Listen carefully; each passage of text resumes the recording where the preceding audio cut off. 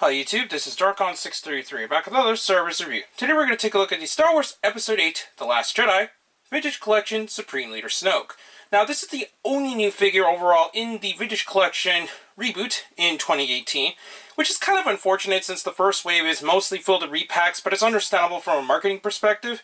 But I have to say right off the bat, this is a pretty nice looking figure, although since I've never actually opened it, I'm not quite sure how it is in hand. Anyways, with that aside, we'll now take a look at the contents and presentation. To start off, we're going to take a look at the vintage card first. We have a picture of Supreme Leader Snoke there.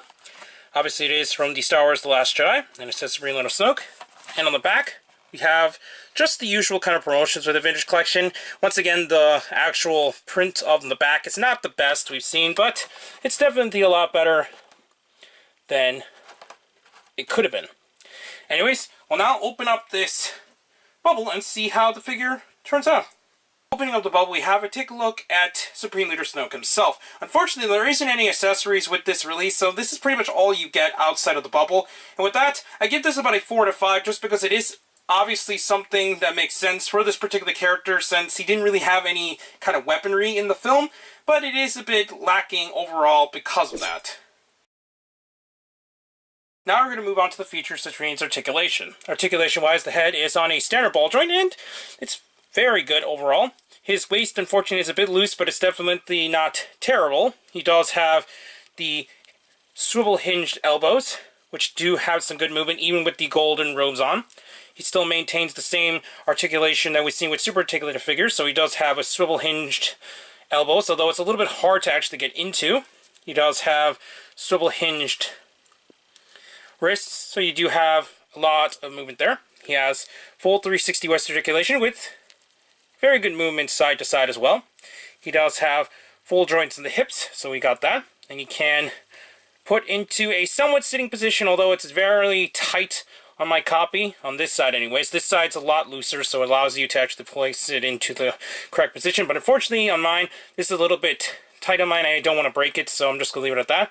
He does have swivels at the thighs, a ball hinged knee, so that's nice, and fully jointed ankles. So you do have a lot of articulation. But unfortunately, similar to what happened with the 6-inch, because of the lanky nature of his design, he does have a little bit of a hard time standing at times. But anyways, overall, this is a very nice figure, and it's definitely a good representation in the 3 3/4 inch scale, especially since it is a super articulated figure. I give this figure a 4.5 out of 5, just because it does have a little bit of wonky articulation at times, and some stability issues. So in terms of overall value, if you do get this figure around the $12 to $13 price point, it's definitely worth it, even though it does have the lack of accessories, because it is a very good representation of the character in the super articulated form, and because of that, I'd give this a 5 to 5, especially if you wanted to get a hold of a super articulated new Dark Force user in the new canon. And just like Maz Kanata stated in Star Wars Episode VII, The Force Awakens, the Darkside takes many forms. So here's a look at several of the various still canon Sith warriors, or just the Darkside in general, not including characters from the Clone Wars and some other things, so this is just from the movie specifically. I think Hasbro did a fantastic job releasing all these different Sith warriors, or the Sith in general, throughout the years, and I'm glad to finally be able to get a hold of a super articulated Snoke to join the rest of the collection.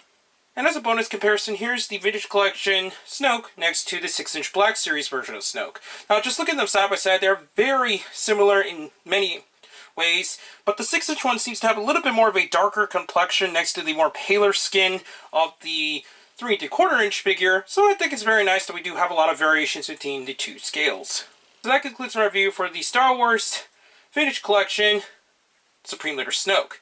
Now, this is a very nice figure, and it's definitely worth tracking one down. I got mine at Hasbro Toy Shop, and it's definitely trickling out to several stores. It's not that it's a very hard figure to find overall, especially by the time this review goes up, but it's still very nice that we've gotten a new figure in the Vintage Collection card, and even if, unfortunately, it is the only new figure between the first wave of the entire reboot of the Vintage Collection.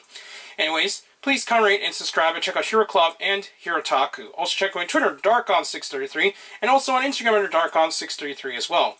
Please check the other channels down below, and please check the little bell at the bottom of the screen in order to see my content go up as soon as possible. I'm back with more Star Wars reviews, but for now, I'll be seeing you later, YouTube. Bye.